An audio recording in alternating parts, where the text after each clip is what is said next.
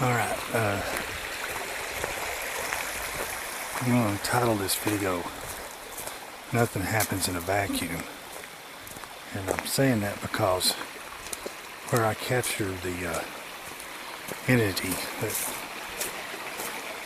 decloaked in the trail, that area has had a lot of activity. I've been zapped in the exact location. I've captured Bigfoot in that location. All kinds of things have happened there. So it's not like that one capture was an isolated incident. When I get around here, I'll show you. I've got to be careful. There's a lot of people on the trail today, so I can't talk real loud and I may have to stop filming. But there's been several things happen. My son and I, everybody I brought up here in this one section of the trail also get a real bad vibe. Just a bad feeling in this area. And it starts about right here. And of course, I feel like, we're being watched from up there, but who knows. And this entity, he materializes right in the exact area where I got zapped when I was with Greg. And there's a rock face, and he materialized right at that rock face. And I know that David Pilates puts a lot of stock in boulder fields rocks, and a lot of disappearances and other things seem to happen around boulders, rocks, things of that nature. And I'm not too far from the parking lot, probably a quarter mile. This is the last bit of the trek out. It's where this happened. And it happened right here. Now, it's been 2 or 3 years ago, and the sun, a different time of year, the sun's different. But this is the rock face here, and I got zapped real bad here. Me and my friend, I got zapped, almost went down to my knees, and my friend fell a whoosh. The next morning I urinated blood, and so did my friend. This gives you an idea. There's a creek here, thick laurels here, and then this rock face. Alright, and a lot of people want to say, well, this was just pareidolia. It was caused by the sunlight and shadows. Well, if you look at the video very closely, you'll notice a couple things. There is a shaft of sunlight that comes down, and just like there is here, it's right there. But when the entity begins to materialize, he materializes right here, and about half his body is in this shaft of sunlight. And I think that's why his body, excuse me there, I think that's why his body at first is bright silver. It's reflecting the sunlight. Whatever is materializing in that process of coming out of cloak or wherever he's coming from or materializing out of, that's reflecting the sunlight, because about half of his body's in the sunlight, about half's out. Now, one thing he does do when he starts to materialize, he's over here. He's somewhere in this area right here. Back up a little bit. He's somewhere right in there. There's the leading edge, start of the rock face. He's materializing right in that area. And he's materializing, as he materializes, he's not facing me. He's kind of like in this form. He's about half bent over, almost squatting down. And he's sideways to the trail. Now, as I walk away, he slowly turns his body and faces me, but he goes into the squatting position. So he's never totally stands up.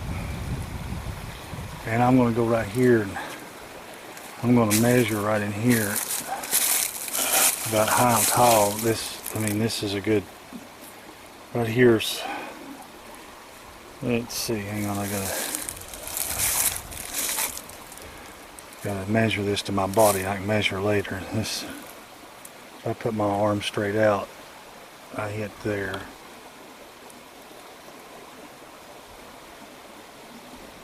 This rock face, kind of give you an idea. Let me go over here and do something.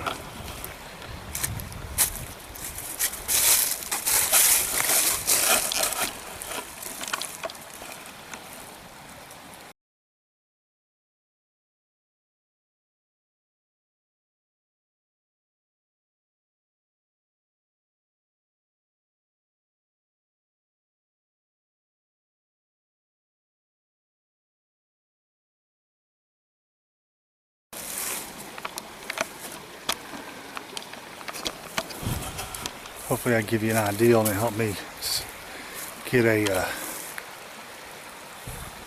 comparison on the subject. So he materializes right here as I walk by, and of course I've got the back trail camera on the shoulder, and unfortunately as I step it's shaking. But as you can see here, this trail is a long straight trail, and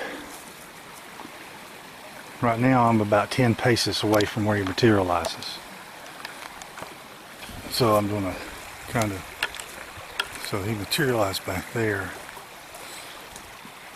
Like I said, as I got further away, of course a shadow formed behind him, and then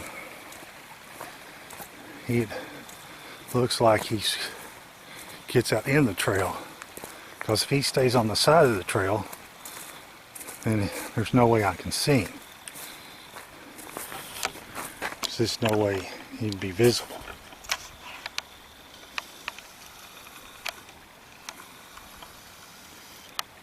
Like I said, it's a different time of year. I don't think it's as late in the day, so the shadows are going to be different. But as you can see,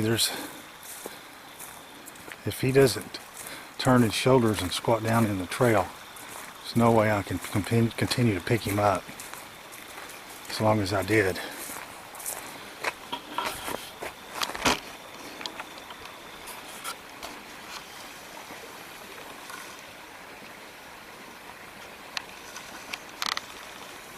And you can see, even though that shaft of light's coming through, it's against the ground, it's not out in the middle. Well, he's kept going here. Now I have a better camera now. This is a high definition camera. The camera I had back then was just 480p. So of course that's going to make things different. So a little bit further down now.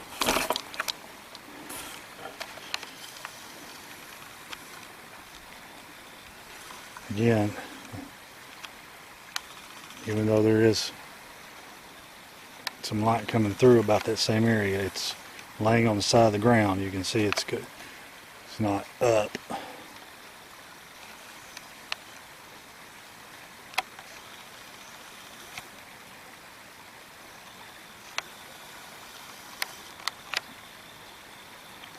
Even, this far away, that far away.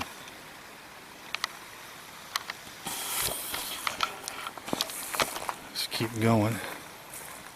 A little bit of shadow starting to form, so you're getting that dark look I had as you can see.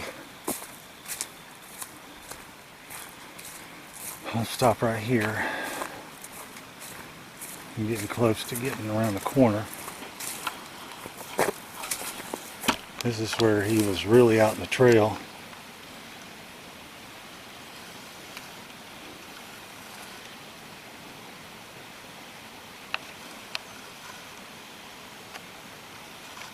You can see that shaft of light still not doing anything out in the middle of the trail.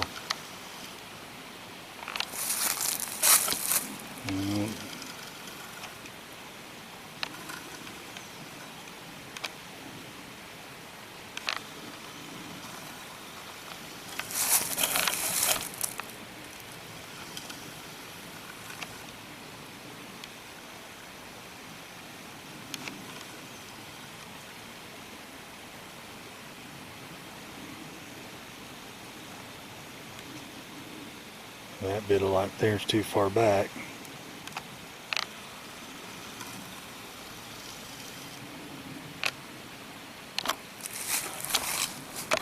Get over here where I was.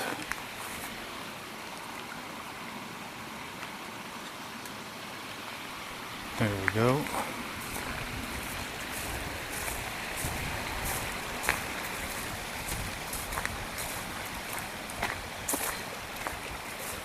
Still walking. And it's about where you lose sight. Now here's where you lose sight. You're on the corner. So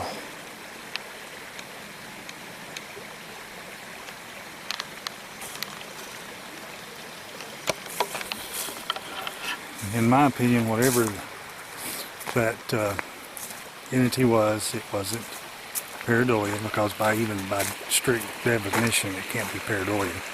Because pareidolia is formed by shadows, light, and camera angle, and if you change any of those three, the illusion disappears.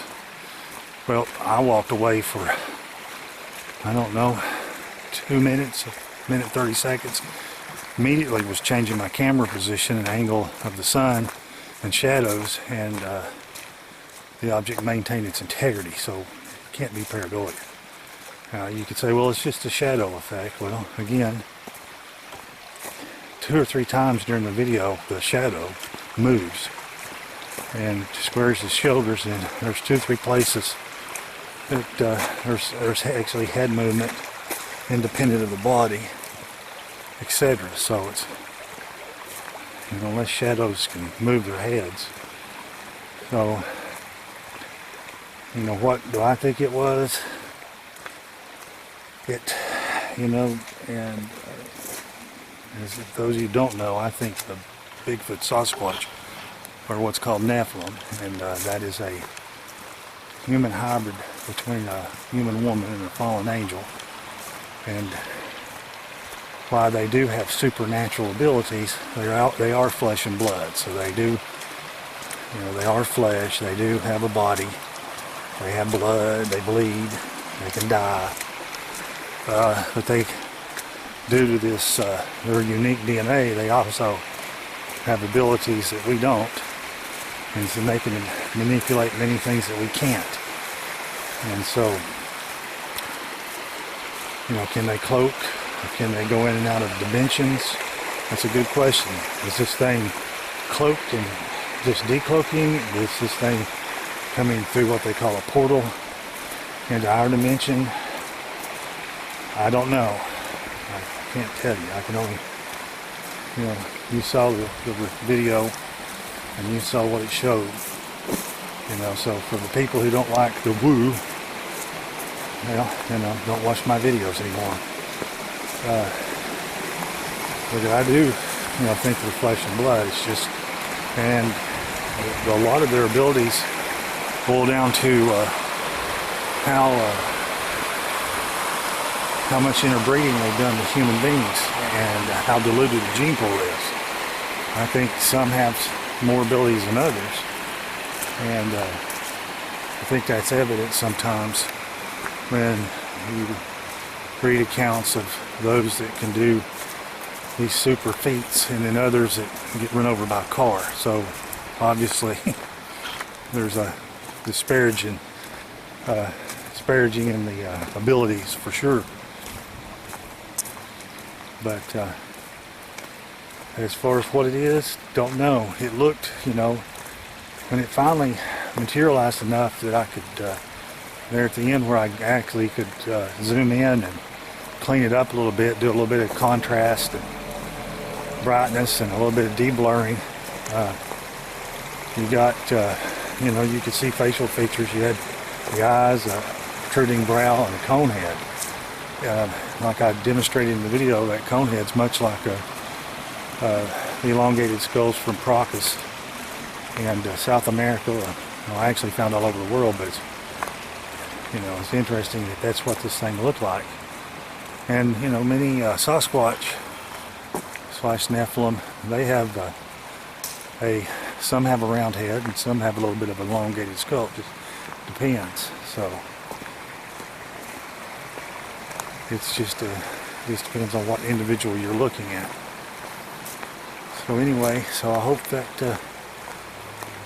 helps a little bit. Hope that I like to try to do follow-up. Many people get bored with follow-up. They want to see the money shot in 30 seconds and move on, that's fine. But for those who want to actually look at the subject and look at more research, this video's for them. Hope you guys have a great day and get in the outdoors and enjoy yourselves. This is Scott Cartner. Till next time.